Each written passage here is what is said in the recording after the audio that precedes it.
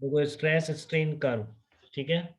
तो ये एनसीईआरटी में दे रखा है, आपको पॉइंट्स याद करने, कभी कोई पूछ ले तो, ठीक है ना, कि किस पॉइंट पर क्या होता है। हो सकता है आपको प्लॉट देके पूछ ले, 4 ऑप्शन बताओ इस पॉइंट पर जो स्ट्रेस की वैल्यू है वो क्या है। तो बेसिकली कुछ नहीं किया, एक ये प्लॉट बनता हुआ दिखता है, जो मैं कहता हूँ कि पूरा एक मशीन लगी होती है। इस मशीन को मेरे मेरे अंडर ही आती थी कभी ये मशीन। तो इसको दोनों फोर्स से खींचते हैं यहाँ पर, ठीक है। तो स्ट्रेस और स्ट्रेन के बीच का कर्व आपको पूरा मॉनिटर पे चलता हुआ दिखता है, बिल्कुल ऐसा कर्व दिखता है। और जहाँ ये टूटता है, सैंपल बहुत तेज आवाज आती है, वो यहाँ का फ्रैक्चर पॉइंट होता है, ठीक है। तो इस क्या कर रहे हैं हम, इसको खींचना शुरू करते हैं धीरे धीरे। इसकी स्ट्रेस बढ़ती जाती है तो इसकी लेंथ भी बढ़ती जाती है, ठीक है ना।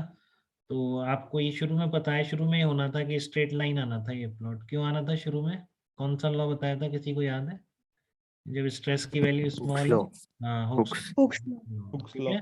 तो इसलिए स्ट्रेट लाइन आया, शुरू में आना भी था, बट जैसे जैसे आगे बढ़ते हैं अपन, स्ट्रेस की वैल्यू और बढ़ाते जाते हैं, तो फिर हुक्स लॉ फॉलो नहीं होता, फिर ये कैसा भी आ जाता है, ठीक है। तो relation between strain and strain for a given material under tensile stress can be found experimentally, ठीक है। तो इस तरह का एक्सपेरिमेंटली वही है कि बिल्कुल बनता हुआ एक्सपेरिमेंट से आता है, ऐसा नहीं किसी थ्योरी से आप निकाल दें। पूरा ऐसे वायर को खींचा जाता है, हर मटेरियल का फिर ये प्लॉट अलग अलग आता है, ठीक है ना। हर मटेरियल के लिए बेसिक शेप, एक जनरल शेप की बात यहाँ पे कर दी है, इससे कोई पॉइंट बना देंगे जो आप याद कर लोगे, ठीक है ना। कौन कौन से पॉइंट इंपॉर्टेंट है, ए बी सी तो जस्ट ऐसे ही कोई नेम नहीं है, डी का कुछ नेम होगा और ई का कुछ नेम होगा। तो ये 4 पॉइंट आपको समझने हैं स्ट्रेस और स्ट्रेन के प्लॉट में, ठीक है ना। स्ट्रेस और स्ट्रेन के प्लॉट में 4 पॉइंट के नाम पता होने चाहिए आपको, वो आपसे मीन्स में पूछे जा सकते हैं, बाकी कुछ क्या पूछेगा, ठीक है। तो वो जो लिखा हुआ है एनसीईआरटी में ही शायद है, जहाँ तक मेरे को एससीवी में भी है, बट मैं शायद एनसीईआरटी का बता रहा हूँ एग्जैक्टली। तो relation between stress and strain for a given material can be found experimentally in standard tests of tensile properties, जो मैं आपको बता रहा हूँ, जो टेस्ट जो बिल्कुल ही अब तो मशीन पे सामने मॉनिटर पे ही चलता रहता है, फिर ये बिल्कुल इस तरह से आगे बढ़ता है और एक पॉइंट पर आकर वो सैंपल ब्रेक हो जाता है, ठीक है। तो वही लिखा हुआ है, wire stretch by an applied force, fractional change in the length strain and applied force is recorded and plotted. तो स्ट्रेस और स्ट्रेन का प्लॉट यहाँ पर बनता है, ठीक है। तो plot helps to understand how a given material deforms with the increasing loads. तो पता होना चाहिए मटेरियल को जिसको आप यूज कर रहे हैं किसी भी चीज को बनाने में, कि उसके फोर्स लगाने पर वो कितना खिंचता है, कब वो टूट जाएगा। तो ये बहुत बेसिक सी बातें हैं कि हमको उस मटेरियल के बारे में जानना जरूरी है। तो हर मटेरियल का ऐसा स्पेसिफिक स्ट्रेस स्ट्रेन प्लॉट आप बना सकते हैं, ठीक है।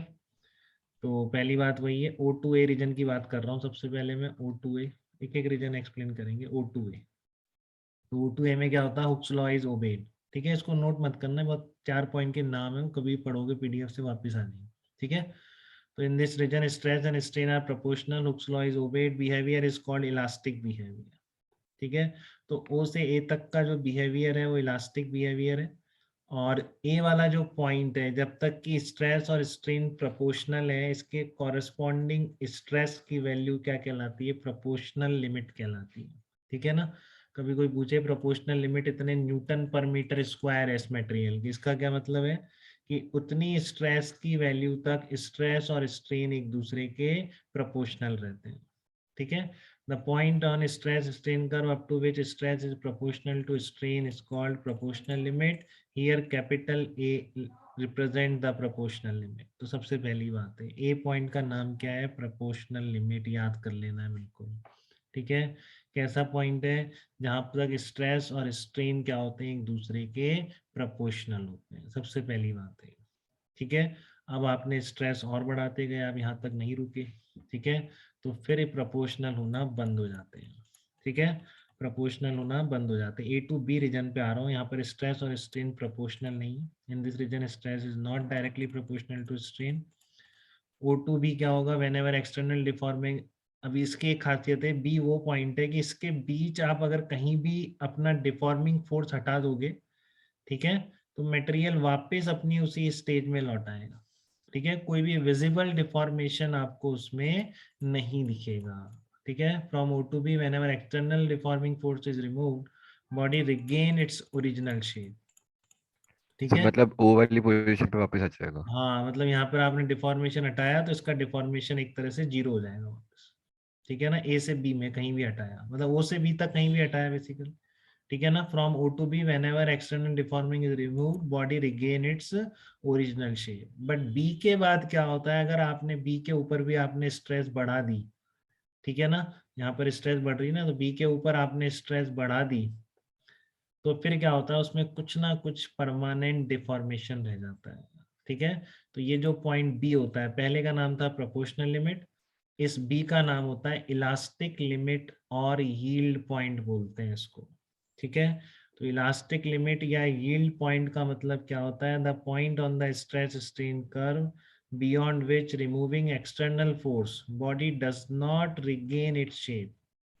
ठीक है, that is strain is not zero when stress is zero, मतलब आप अगर डिफॉर्मिंग फोर्स हटा दो तब भी उसमें कुछ ना कुछ परमानेंट डिफॉर्मेशन रह जाता है। तो बी पॉइंट क्या कहलाती है, इलास्टिक लिमिट और यील्ड पॉइंट। तो बी पॉइंट की वैल्यू, यील्ड पॉइंट कभी स्ट्रेस की टर्म में भी आपको दे सकता है, तो वो ये वाली वैल्यू बता रहा होगा उस टाइम। ठीक है, या प्लॉट देख के नाम पूछ सकता है। तो ये है आपकी प्रोपोर्शनल लिमिट, ये है आपकी इलास्टिक लिमिट और yield point. Elastic limit stress की वो मैक्सिमम वैल्यू है जहां तक अगर आपने एक्सटर्नल फोर्स रिमूव किया तो बॉडी अपनी शेप को रिगेन कर लेगी, बट इसके बाद अगर स्ट्रेस इसको भी क्रॉस कर गई आपकी इलास्टिक लिमिट या यील्ड पॉइंट को, तो आपका परमानेंट डिफॉर्मेशन रह जाएगा। यहाँ पर एक वैल्यू और है यील्ड स्ट्रेंथ। ठीक है, तो इसका नाम दे रखा है, देखो इसके कॉरस्पॉन्डिंग स्ट्रेस का कोई स्पेशल नाम नहीं है, बट यील्ड पॉइंट के कॉरस्पॉन्डिंग स्ट्रेंथ ही क्या कहलाती है, यील्ड स्ट्रेंथ कहलाती है। ठीक है, stress corresponding to yield point of stress strain curve is called yield strength. इतनी बात क्लियर है क्या आपको, proportional limit, yield point and yield strength, इसमें तो किसी को डाउट नहीं है। इस स्ट्रेस स्ट्रेन कर्व को प्रोसेस मैंने समझा दी, एक रॉड ऐसे फंसा रखी है मशीन में और उसको बस खींचते जा रहे हैं, खींचते जा रहे हैं, स्ट्रेस बढ़ाते जा रहे हैं उसको। ठीक है, तो उसका एक्सटेंशन बढ़ता जा रहा है, थोड़ी देर तक प्रोपोर्शनल रहता है जिसे हम प्रोपोर्शनल लिमिट कहते हैं। ठीक है, उसके बाद प्रोपोर्शनलिटी खत्म हो जाती है, बट स्टिल एक ऐसा पॉइंट है जिससे पहले अगर आपने फोर्स हटा दिया तो वापस उसी शेप में आ जाएगी। ठीक है, जिसको हम क्या कहते हैं, यील्ड पॉइंट कहते हैं। और कॉरेस्पॉन्डिंग स्ट्रेस वो क्या कहलाती है, मटेरियल की यील्ड स्ट्रेंथ कहलाती है। ठीक है, यहाँ तक बात एकदम, कोई डाउट किसी के मन में?